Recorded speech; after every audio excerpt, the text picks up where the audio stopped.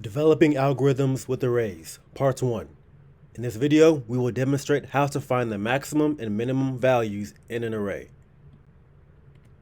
Consider the following program where we declare an array of integers named nums that stores the values you see before you. Now suppose I want to locate the maximum value in this array. Obviously, we as humans can just look at this array and know which value is highest, but as you know, computers do not work like that. Computers have to be instructed how to find the maximum value through us writing a program. So here's how this program would start. We'd start by first declaring a variable named max that's going to store the maximum value. Okay, and then we'll put a picture up here just to illustrate what's happening with it. Then we're going to start by assuming that the first value in the array is the maximum value. That's our step one. Since the first value in any array is always located at index 0, nums bracket 0 will be the value that gets stored inside the max variable. Since 25 is the value at that location, the max gets set equal to 25. The next thing we're going to do is use a for loop to compare the max variable to every other element in the nums array to see if we find anything larger.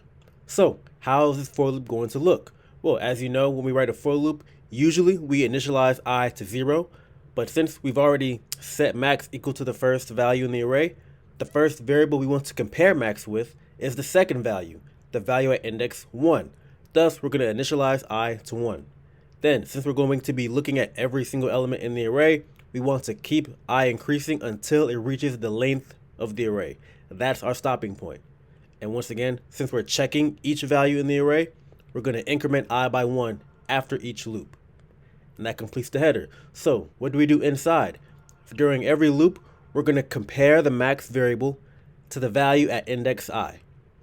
If the max is less than that value, then that means we found a larger value, so we're going to store that value inside the max variable. And that's all we're going to do for our for loop. Once the for loop has completed, we've made all the comparisons there are to make. Thus, the only thing left to do is to print out the max variable. That all being said, let's illustrate what happens inside the for loop. As stated before, I gets set equal to 1, so the first value that the max variable will get compared to is 47, because that's the value at index 1. So, is the current max less than the value at index 1? Yes, it is, so we update the max to now become 47.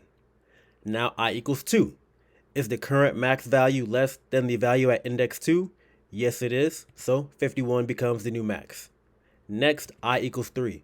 Is the current max less than the value at index 3? No, it is not, so we do nothing. Next, I equals 4. Is the current max less than the value at index 4? Yes, it is, so that becomes the new max. Next, I equals 5. Is the current max less than the value at index 5? No, it's not, so we do nothing. Next, I equals 6. Is the current max less than the value at index 6? No, it's not, so once again, we do nothing, and that completes the for loop. Thus, all that's left to do now is print out the current value of max, which is 101. The steps for finding the minimum value in the array is not much different from the steps of finding the maximum value in the array. We're only going to have to make a few small changes to the code. The first of them being is declaring a variable named min. Now, the compiler doesn't really care what you name the variable, but we as programmers, it helps us out to always pick names that matches the intent of the variable.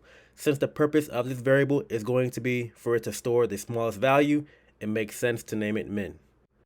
Next, just like we did when we were searching for the maximum value, we're going to start by assuming that the first value in the array is the minimum value, which of course is the value located at index 0. Since 25 is that number, 25 will be the first value we assume to be the minimum. Then we're going to set up our for loop the same way we did for when we were setting it up for the maximum search. We're going to start at I equals 1 because we're comparing to the second value first, and then we're going to iterate all the way to the end of the array.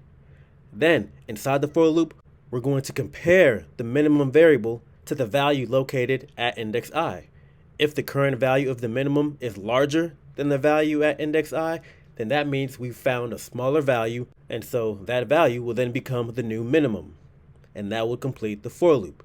And then after the for loop, all we'd have to do is print out the final value of minimum.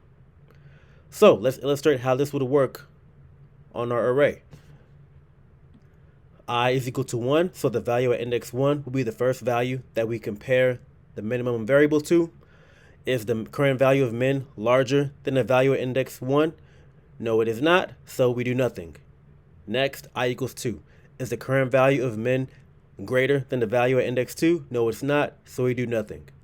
Then I equals 3. Is the current value of min larger than the value at index 3?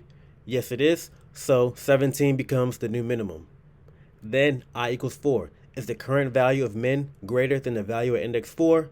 No, it's not, so we do nothing. Then I equals 5. Is the current value of min greater than the value at index 5? Yes, it is, so 14 becomes the new min. Then I equals 6. Is the current value of min greater than the value at index 6? No, it's not, so we do nothing, and that completes the for loop. All that's left to do is to print out the final value of min, which is 14.